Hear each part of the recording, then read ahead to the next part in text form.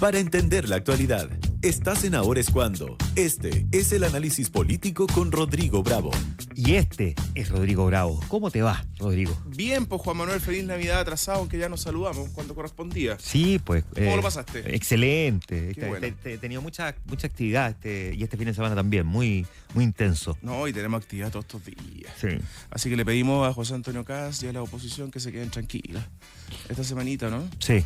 Porque queremos descansar, llegar bien Al 31. Al 2026. Partir bien al 2026. Oye, pero ¿sabes qué tengo que decir? Que ayer lo comentábamos con algunos amigos en un cumpleaños que estuve ayer, muy producido. Qué manera de terminar bien el año cuando te toca la sonora que acompañaba a Tommy Rey. Fui a un cumpleaños y que tocó la sonora. Te cantan un año más y toda esa. Cuando está terminando el año, tú decís, o sea, vaya a partir el 2026, extraordinario. Si lo estáis terminando así, vaya a partir lo extraordinario. Oye, es verdad. Oye, y lo parte, sería muy optimista decir extraordinario, pero de buena manera el presidente Gabriel Boric esta última semana, porque la encuesta Academ le da una leve alza en su aprobación y lo deja en un 35%. Entonces yo me pregunto, te escuchaba hace un rato con la misma tesis, Juanma, si comenzó la luna de miel del final del gobierno del presidente. Es bien habitual que los gobiernos, cuando ya están a puertas de terminar su mandato, comienzan a subir en la aprobación. Con una Michelle Bachelet, por ejemplo, que terminó con más del 70% de aprobación, o presidente Piñera en el primer desafío en su primer gobierno, que también lo hizo así. Pero me puse a revisar, según la misma Academ, qué había pasado con los gobiernos del presidente Sebastián Piñera y Bachelet II. En el caso particular del presidente Sebastián Piñera, no hay que olvidar que se vivió un estallido social y que fue el momento más bajo de él, donde la encuesta Academ le llegó a dar 9%, cifra que se repitió a comienzos del 2021. Pero claro, después de ese 9%, él terminó subiendo y termina su mandato cerca del 20%. Bajo, por supuesto, pero en épocas de crisis que se veía venir una aprobación compleja. No solo fue el estallido social, y pese a que uno de los grandes logros o de cosas que se le destacan a la administración Piñera en el manejo de la pandemia, efectivamente le tocó un periodo bastante duro y que tuvo sus inconvenientes que conocimos. Pero si vamos a Bachelet II, que fue un gobierno con varias crisis también, estalla el caso Cabal y de ahí en adelante los fraudes a la política o el mal financiamiento de la política fue otra de los grandes golpes que recibió el gobierno de ella cuando Rodrigo Peñilillo era ministro del Interior, termina saliendo y eso complica de sobremanera a la administración Bachelet. En su momento, ella tuvo una baja que llegó a los 18% el año 2016, pero termina con un 40% de aprobación, 39 para ser exacto el último mes. 39, claro. Es decir, sube considerablemente 20 puntos en la última semana. Entonces, ¿qué le queda al presidente Gabriel Boric para estos últimos días? Y hablamos un poquito de Gabriel Boric porque ya lo hemos comentado, cómo José Antonio Caz se ha tomado la agenda casi en pleno de lo que ha ocurrido este fin de año. Hay propuestas y proyectos que podrían generarle una alza significativa, y me refiero, por ejemplo, a esa lacuna universal que se está discutiendo en el Parlamento y que es una medida bastante transversal y que podría traerle algo de réditos en los últimos días. Lo mismo ocurre con el financiamiento de la educación superior, el FES, que viene a reemplazar el CAE y que es una de las demandas históricas con el cual él se comprometió a ser presidente de la República. No es finalmente, como se dijo en un principio, Juanma, la condonación del CAE, una discusión en la cual Mario Marcel estuvo bien firme y duro de lo que significaba económicamente que esto ocurriera. Además, cada vez que se anunciaba la posibilidad de que el CAE se dejara de pagar, básicamente, si se suspendiera eso, bajaba considerablemente el pago. Entonces hoy día lo que está tratando de hacer el gobierno es un nuevo formato, una nueva fórmula para financiar la educación superior y que beneficiaría a muchos estudiantes que están en su carrera ya y que les queda por ingresar en los próximos años. Ahí otro gran desafío que le puede traer también buenos resultados. Otro punto es los últimos viajes y agenda internacional que pueda tener el mandatario. Cada vez que Gabriel Boric sale del país, tiene una buena evaluación cuando funciona como jefe de Estado. Y eso también le ha traído buenos resultados en las mediciones de las encuestas que han estado sabemos, muy pareja, de un 50% con el cual él asume a un pic de un 41% con una segunda cuenta pública que le trae muy buenos resultados, y de ahí desde lo más bajo, un 24%, a lo más alto, un 38%, se ha manejado el mandatario. Es decir, tanto él como su gabinete tienen un desafío importante para ver si efectivamente esta luna de miel de salida se transforma en un buen síntoma para lo que también viene para la oposición desde el 11 de marzo del 2026, que es tratar de instalarse como un contendor fuerte, medir fuerzas con la derecha, pero también, lo decía Paulina Bodanovich, llegar a acuerdos, que lo decía en particular por la presidencia del Senado, como lo dijo Manuel José Sandón durante el fin de semana en una entrevista, para demostrar que están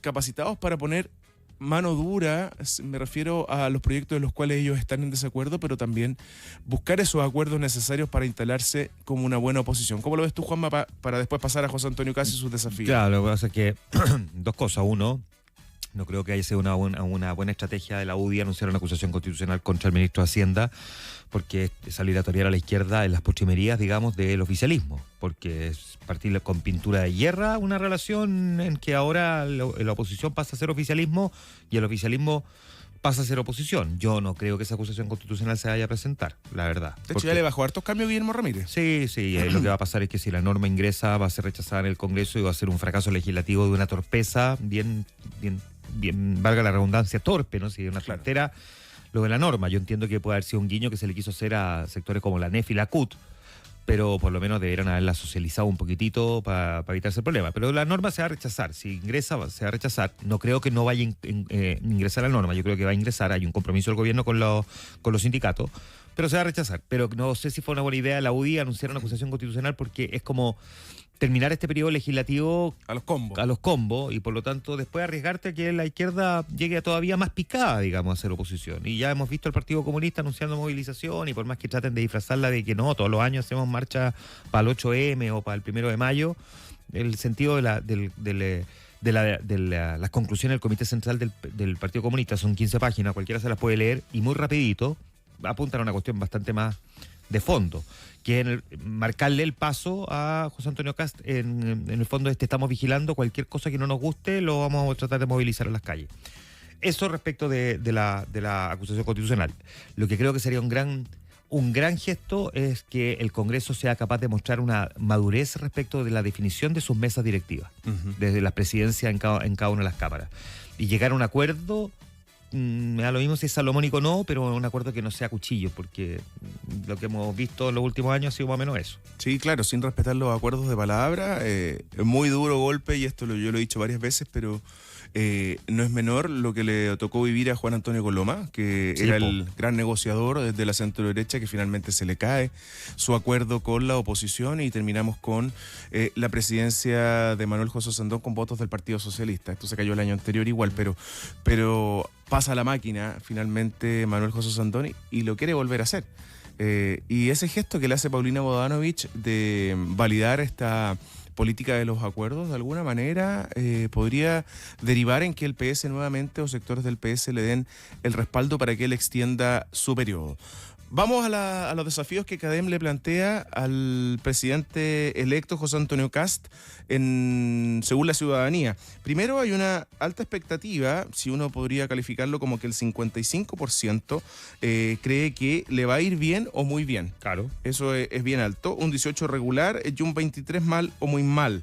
Eso de alguna manera le marca un poco la misma expectativa que tenían los otros candidatos presidenciales en su minuto, presidentes electos, Gabriel Boric, Sebastián Piñera y Michelle Bachelet en la misma proporción. Tuvo una agenda, y lo decíamos, controlada en los últimos días, y a la gente se le pregunta cuál ha sido la reunión, la bilateral más importante que ha tenido Cast durante los últimos días. Y en menciones, total de menciones, Dorothy Pérez pasa a ser la más relevante para la ciudadanía. Quizás Dorothy Pérez, personaje del año, podríamos hacer ese recuento antes de que nos vayamos a este receso de Año Nuevo. Bueno, nosotros trabajamos el 2 de enero, ¿tú no? No, yo el 2 de enero lo tengo libre. Mira, bueno, yo tuve el 26, así que no me puedo Sí, quejar. pues una y Una y una. una. Dorothy Pérez, una de las más relevantes, los comandantes en jefes de las Fuerzas Armadas y de Orden, en segundo lugar, la reunión con el presidente Boric en un tercer lugar, bien cerca estas tres definiciones, y Milei, fíjate, aparece en un cuarto lugar con un 25% de respuesta de la ciudadanía. Y acá un desafío bien importante para José Antonio Kast, que fue el titular desde que conocimos Cadena Noche por Mega Noticias, es que un 52% de las personas que fueron encuestadas apoya que sea José Antonio Kast quien promueva la candidatura de Michelle Bachelet a la Secretaría General de la ONU. 52% que debería considerar como algo relevante José Antonio Kast para poder proyectar esa área internacional, en materia internacional, que Chile para muchos tiene harto de orgullo patrio. Y eso, de alguna manera, o sea, yo una vez me acuerdo de un comentarista deportivo me dijo, da lo mismo el deporte que juegue un chileno en el extranjero, si gana, noticia. Porque a la gente le encanta ver al chileno triunfar. Sí, po. Y es cierto. Y eso es muy cierto, y eso le puede pasar a José Antonio Kast con una proyección de lo que la gente quiere de Michelle Bachelet, que le va a enredar la situación porque hay que sopesar esta decisión con los partidos que van a conformar su gobierno, que es lo que está por verse, pero que debería tener una amplia coalición desde el Partido Nacional Libertario a Evópoli, un desaparecido Evópoli, pero que todavía tiene representantes que lo respaldan. Voy más allá, demócratas y amarillos que también están en la lista. Demócratas y amarillos que suenan también algunas de sus figuras en el gabinete, como Carlos Maldonado, que ha tenido una presencia bien significativa en la última etapa de la campaña, primero de Evelyn Matei, pero traspasándose rápidamente a la de José Antonio Kast. Y se le pregunta a la ciudadanía si está de acuerdo o en desacuerdo con nombres como ministros de Estado, cuál debería ser la conformación. Y la mayoría, fíjate Juan Manuel, habla de ejecutivos que vengan del sector privado. Muy parecido a lo que fue Piñera 1. Exacto, porque si la gente tiene asociado que eso es también mayor eficiencia. Exacto. Que no necesariamente es eso, pero la gente así lo asocia. Y ahí podría sorprender José Antonio Kast con algunos nombres que están sonando y que no necesariamente vienen del mundo político, que es lo que uno tiende a pensar.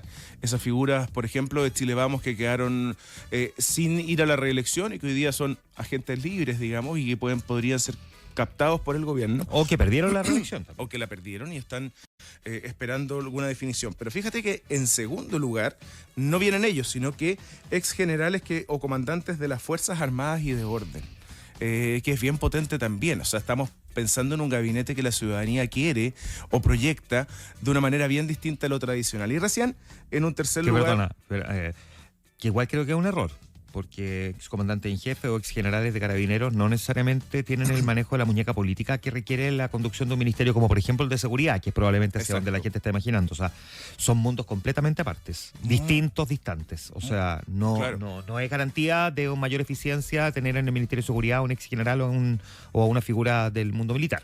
Como lo hizo Luis Cordero, que es abogado, Sí, pero que dedicó gran parte de su tiempo, además de las materias de seguridad, y participar de una serie de hitos de esta categoría, pero con una presencia bien significativa en el Congreso. De ahí vienen alcaldes en ejercicio y senadores o diputados que estuvieron electos este año. Eso también ahí le genera un punto.